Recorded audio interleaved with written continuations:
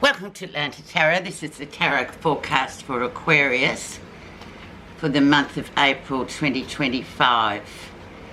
So Aquarius, we are currently in the zodiac sign of Aries.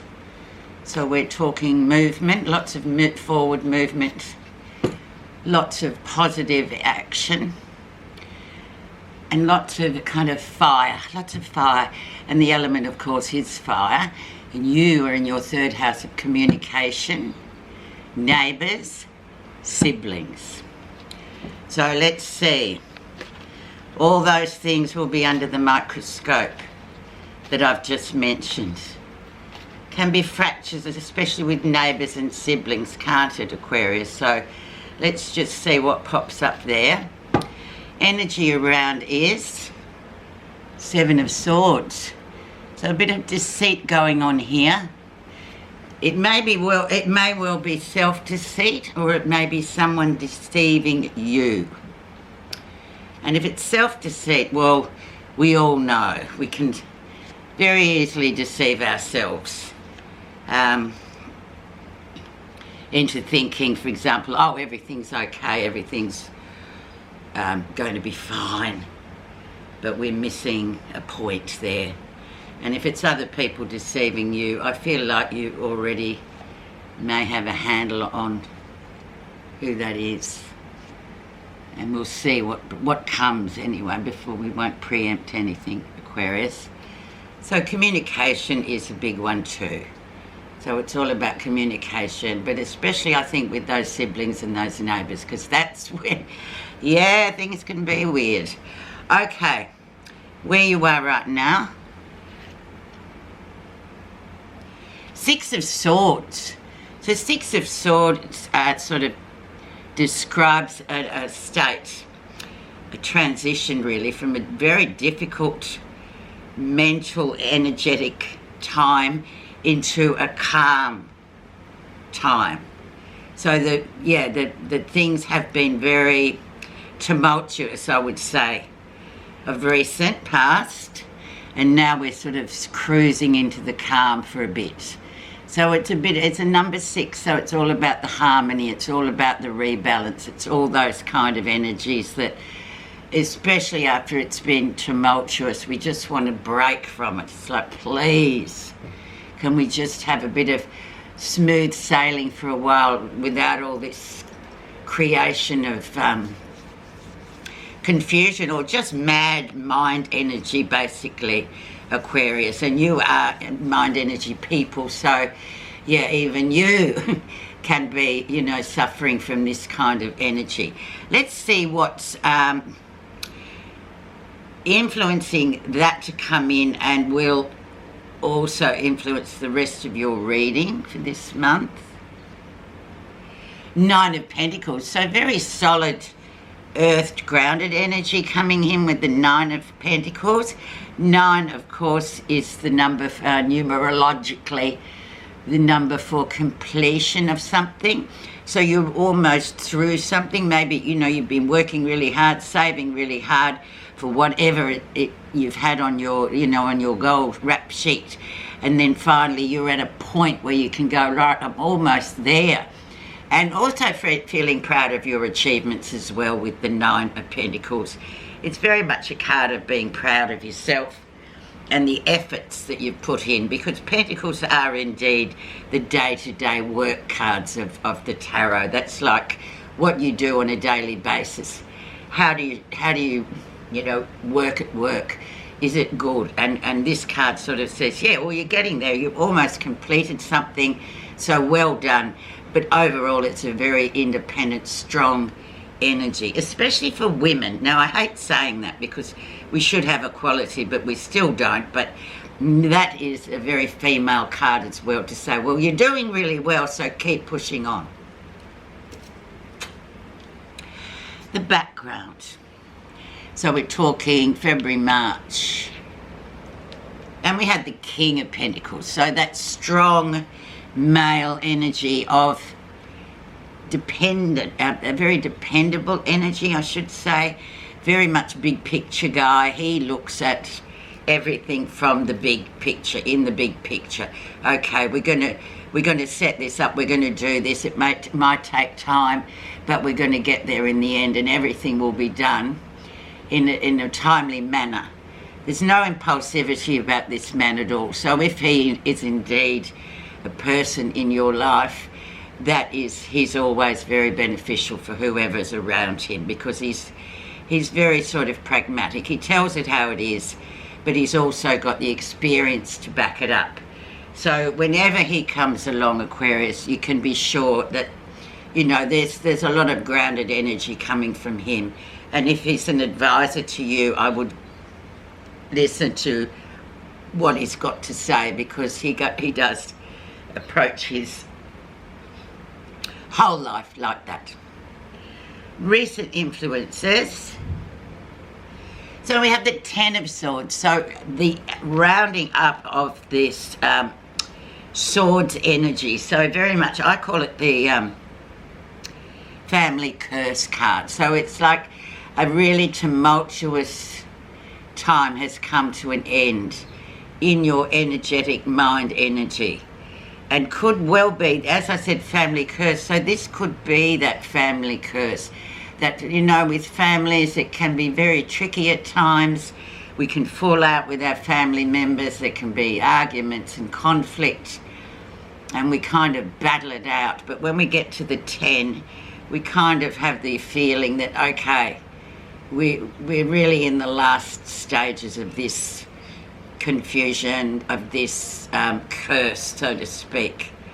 So it's a great card to have, to know that the end is nigh. So you're nearly through that difficult period and ready for whatever cycle will come next. Let's see the lesson. Seven of Wands. So the Seven of Wands is the lesson is urging you to stand up for what you believe in, like really use your voice there, Aquarius, you know, and you do as a group of people. You are the ones that fight for the underdog. You are the ones that stand up and say, well, that's not right and that's not just. But especially in this story, for this 4 weeks we're talking about, it's asking you to just use your voice, but also in order to sort of progress whatever it is you're working on to get to where it needs to go to. So it's also a very competitive card as well. And being a number 7, it's always, 7 always signifies, it's quite mystical, number 7, intuitive, but it also urges you not to give up on whatever's going on. You've just got to make it through the whole process, not just go, oh, it's too hard, I'm throwing it in, I'm just going to do something else, because you'll find if you do that, you know, it'll come back later and to haunt you. So very much about using your strong voice this next 4 weeks to state your claim, or to say what it is that you think, because you are in the competition and you have every right to voice what you want and how you want it to go. Okay, let's see near future. We have the High Priestess. So High Priestess, big card, first major card in the setting. Very much about keeping your own counsel. It's a Pisces energy card, so we've just come out of Pisces, which is very highly intuitive, very much about using your intuition to guide you through whatever's going on, whereas you guys use your mental energy a lot of the times to guide yourself through processes. But when you get the High Priestess, it's almost like your soul talking to you, saying, no, listen, what do you actually feel about the matter? Forget about the thinking. So she urges you to keep your own counsel. Something is indeed brewing whenever we get the High Priestess. It's almost like you can feel something that's going to emerge for you. It's positively great.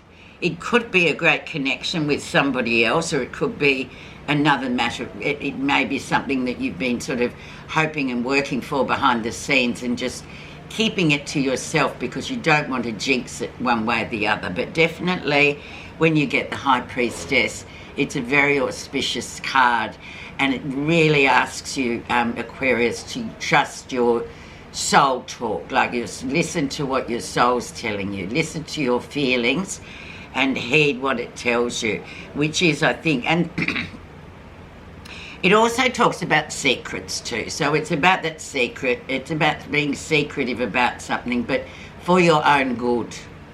So it's not to be exposed yet.